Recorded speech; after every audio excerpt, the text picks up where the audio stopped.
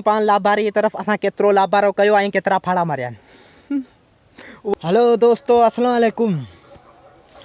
कीअं आहियो? ठीकु ठाक ऐं ख़ैरियत सां हूंदा।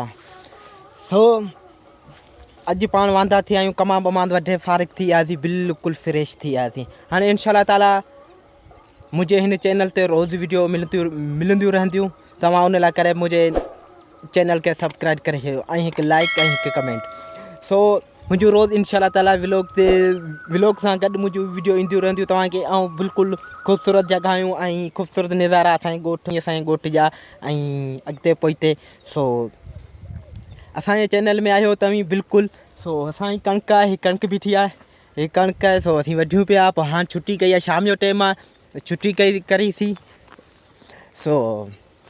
कीअं भला ही वीडियो तव्हांखे कीअं थी लॻे? सुठी थी लॻे त पोइ आउं अहिड़ी वीडियो जाम ख़ूबसूरत ऐं VIP वीडियो ठाहे करे हिन चैनल ते अपलोड कंदुसि। तव्हांखे घुरिजे त नालो छा आहे त चैनल खे सब्सक्राइब ऐं लाइक कमेंट करे छॾींदा। तव्हांजो बाज़ुल्फ़कार इंशाअल्लाह ताला तव्हां लाइ सुठियूं व्लॉग ऐं सुठियूं वीडियो ठाहे अपलोड VIP ऐं ख़ूबसूरत वीडियो अपलोड कंदो रहंदो इंशाअल्लाह ताला। ऐं हीअ तव्हांखे वीडियो बिल्कुलु ख़ूबसूरत लॻंदी, मूंखे उमेद आहे तव्हीं खिलंदा बि हूंदा।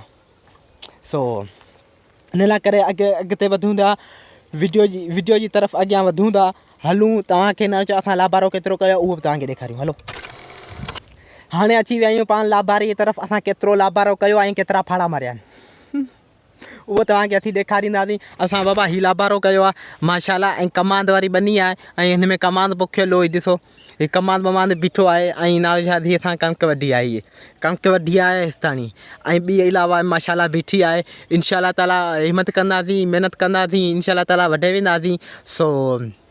हीअ असां अॼु वढी आहे कणिक, तव्हीं ॾिसी सघो था। इहा असां वढी आहे, 3 ॼणनि असां वढी आहे। असीं 2 भाउर आहियूं, असां 3 ॼणनि वढी आहे कणिक। भला हीअ तव्हांखे वीडियो सुठी लॻे थी इंशाअल्लाह ताला कमेंट कंदा रहो, असांजे चैनल खे सब्सक्राइब कंदा रहो, जीअं त अहिड़ियूं वीडियो तव्हांखे मिलंदियूं रहनि अॻिते।